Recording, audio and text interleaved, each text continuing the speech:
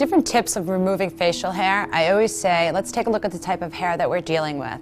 If you have any coarse hair follicles on the chin area and you get ingrown hairs, I always suggest something like a laser hair removal, because that'll take care of all the ingrown hairs and you don't have to worry about it. But also you have to make sure that a lot of times it's hormonal, so you're going to have to go for more touch-ups. The other thing with facial hair, some of the things that people always complain about is the fuzzies.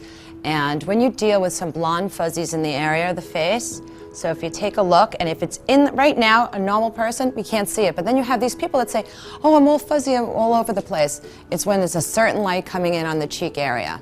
So some of the things to notice, if you take a look over here, you have to get the right light and you see fuzzies. How could I remove that hair? Well, a couple of things. One of the most important things is you can't do a laser with that. If the skin is darker than the hair follicles, it won't work.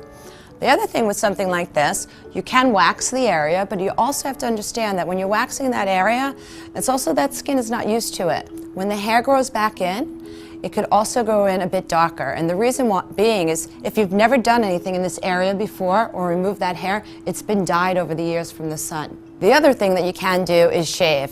So just so everybody knows, once you shave on the facial hair, it doesn't grow back longer, it doesn't go back thicker, it just appears that way because they're growing back at the same time.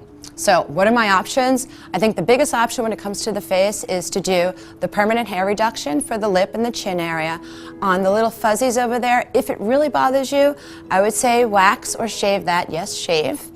And one of the other tricks that I also have when it comes to the facial hair is a lot of times what we want to do is to open up the eyes.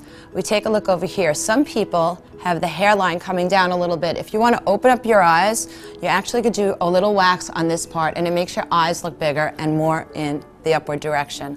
You're perfect, so we don't have to worry about that.